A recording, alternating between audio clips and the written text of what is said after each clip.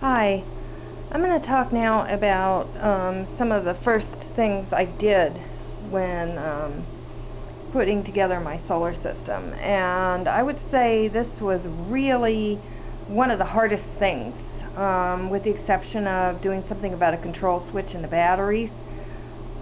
This was quite difficult. And the appliances, like over there, the MacBook that's lying there closed now, the modem to run the internet, all those things, the keyboard over there, all those things are going to need to be converted so they can plug into a DC outlet, a cigarette lighter outlet. And so the first thing I tried to do, I attempted to find a device that would be clean and not have a lot of dirty electricity. There really isn't any such thing. The only way you're going to plug your appliances in DC-wise is with some kind of like made in China aftermarket product. And I originally first tried to find one for the computer, and it was very, very, very difficult. And so I ended up trying to find then one where I could plug my modem in and my other appliances in. Now this you can see here, it's probably kind of blurry, but there's different voltages that go all the way from 3 volts to 12 volts on here. And for example, the modem, it runs on 12 volts, and then you get the corresponding plug from your set of plugs and put that in and make sure that the polarity is the same and you're good to go. I took this and I took my modem and I plugged it into the car, and there it was. The lights came on in the car. It was working fine. All the lights did exactly what they did in the house according to what my helper said when she took it out there. And this plug also worked for the keyboard, because the keyboard's 1.7 amps. Now the modem is about a half an amp. And so I decided that, you know, having one of these really isn't enough, because if it breaks and goes, then, you know, I can't plug anything in. So I bought a backup, and this one is only 1 amp. I purposely bought a smaller size because then I could keep it on my modem at all times and then move this one around for other appliances. So this one is just not the same quality as the first one. The first one is from Parts Express. I ordered that now, I would say about 3 months ago. After about a month of research, I ordered it. And it took a while to find it. I ordered it from a third party on Amazon. It never came, never arrived. And the post office didn't deliver it, they just lost it. And so I had to order another one. And that's the issue that I have where I live. They don't do good work at the post office. They constantly lose everything. I cannot order something that comes through the post office. I will not get it. And so it's just a thing in my area. I've gone you know, up the line, escalated the problem, and nobody's been able to do anything about it. So I've just had to stop getting regular mail. It ended up really, really tough, because I ended up like way in the rears with my phone company, but since I wasn't receiving anything in the mail, I had no way of knowing that I owed anything. And then after some time went by, I kind of looked at my checkbook and saw that I hadn't paid the phone company in a while, and I called them and I said, is there maybe a problem? And they said, well, we really don't know, call back another day. And finally I got somebody to let me know that my bill was months behind because I haven't been getting bills. And I had to straighten the whole thing out constantly. You know, I cannot depend on my postal service at all. So since that was the case, Amazon was going to be sending me stuff another way, like by UPS. I ended up just putting this with an Amazon order and getting the 1 amp, because it's a half an amp for my modem. I put the plug in. I had a very hard time getting this plug on. This is not the same quality as the Parts Express. This one is really hard to work with. It took a plier and hammers to get this on, and now that the plug for my modem is on, it's never going to come off. So this is going to be the dedicated plug for that. There's no changing it to these, and so I'm just going to keep this on the modem and use this for, like, let's say the keyboard. The keyboard's 12 amps. Now the sewing machine that I did the video for earlier, it's 6 volts. I'm sorry, I said 12 amps. I meant 12 volts. The keyboard is 12 volts. The sewing machine is 6 volts. So if for some reason I don't want to use the batteries, I can use this. But why bother if 4 AA's are going to work and, you know, do a couple of projects without me having to worry about it? So this is going to work pretty much on everything except for the computer. And I tried several attempts to get a MacBook adapter out to me. Again, I failed on being able to receive it. This company, they said they could at least try to get it held at the post office or something for me, and it ended up a real mess. I ended up paying my helper just a fortune to try to, you know, retrieve it, and the post office had lost it. And the Mac has like a special kind of plug, so I can't just take, you know, something else with the same specifications, for example like a PC adapter, and say, well, it's 65 watts and 3.5 amps, and plug it into my Mac, because it doesn't have like this kind of a plug. It has this weird one.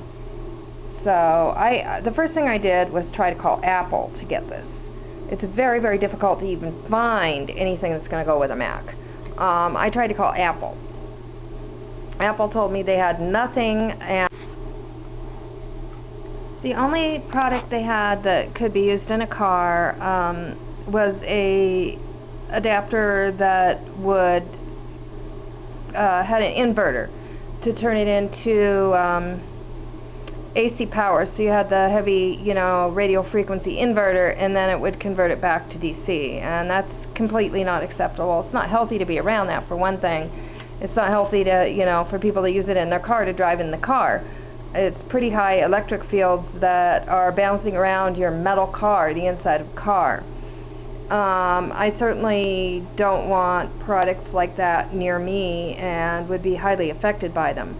So eventually, after attempting to order a couple of them and not receiving them, I did go with this company, and it seemed to be a little bit better company. They shipped from the United States. It just seemed to be like a little bit better product. I looked at some and that said that they would go with my particular Mac, and I noticed the amperage was much higher, and people were writing reviews that the product, you know, burned up their Mac. I would think so, because you know, when you go 2 amps higher, I mean, it doesn't seem like a lot, but you know, MacBooks really do heat up. So my helper took this and my MacBook. I had my MacBook down to about 33, and she put it in the car and then went and refilled the waters, and when she came back, it was up to like 66 of charge on my Mac battery. So I knew it worked, so I contacted the company and got a spare. Because with stuff like this, that's so hard to find, it's worth it to have a spare.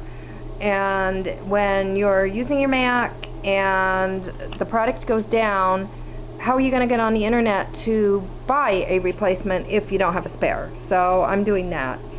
I would like to contact Parts Express and have another one of these, because then I would for sure be all set for every appliance that I would ever need.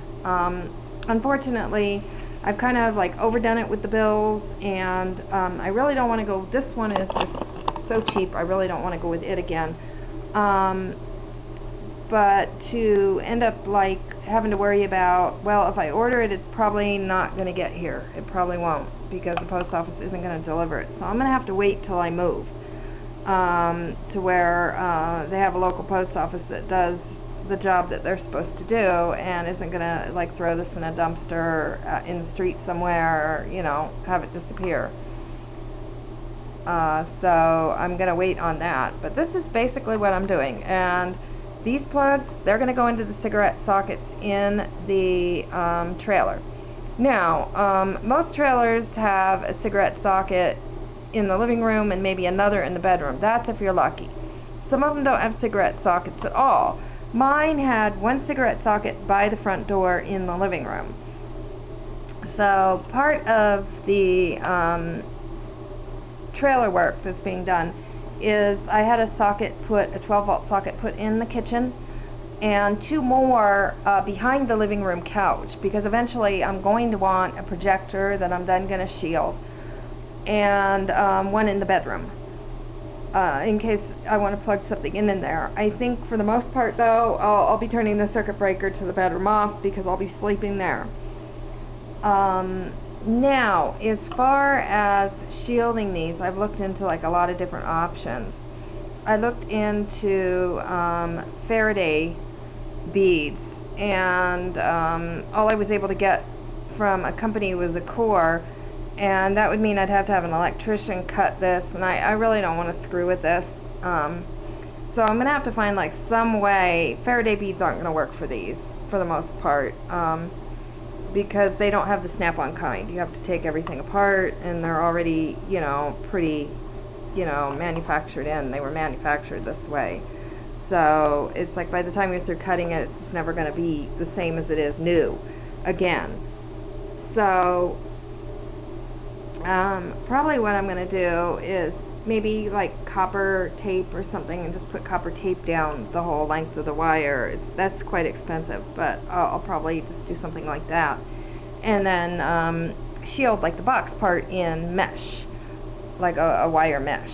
Less EMF, they carry shielding products, and they have, you know, some mesh materials that would be perfect for this. So that's probably what I'm going to end up doing, you know, in the long haul to shield it. Now the question arises, is this item as bad as, let's say, that plug over there that's plugging the Mac in now, the AC to DC converter?